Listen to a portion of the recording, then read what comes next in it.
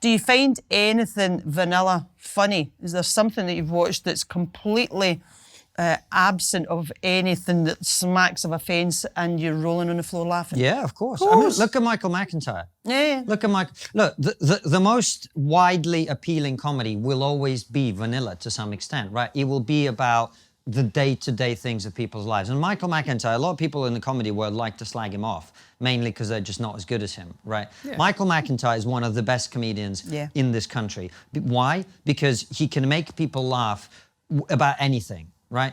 And you don't need to be offensive. Neither Francis or I were particularly offensive comics in terms of the material. That was one of the reasons it was kind of odd for us to be feeling these things happening. There's loads of stuff, you know, neither of us would be like, oh yeah, all this stuff that you now see, all of it is terrible, all of it is crap. We don't think of it in those ways, but at the same time, you do see things becoming diluted. And it's like a lack of flavor in your food. It's the same. It's bland, and a lot of it is boring. Not all of it. Some of it is brilliant. But overall, the standards have slipped, in my opinion, in the last 10 years. And you can see it in audience numbers. The audience numbers for BBC comedy, ITV, like all the different TV channels are going through the floor. And that's partly because of the impact of Netflix and technology, but it's partly because of quality as well. It completely is. And you go, you know, vanilla. I mean, I wouldn't really describe him as vanilla. I'd describe him as mainstream. One of my all-time favourite comics is Mickey Flanagan. You know, my girlfriend's American, and she was saying, you know, like, American comedy is better than British comedy. Name me one British comedian who's really naturally funny. And I played her, you know, Mickey Flanagan.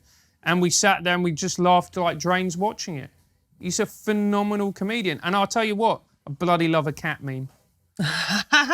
I was showing you before you turned up. I was sharing a couple of cat memes. I love them.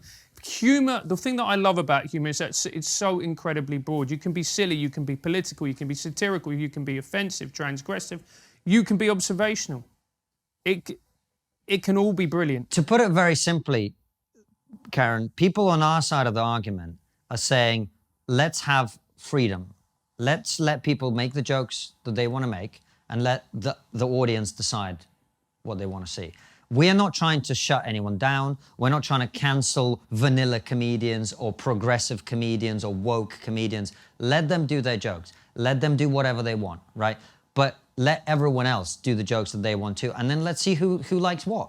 Surely we can all get behind the idea that having more choice about the sort of comedy that we watch and listen to is a good thing.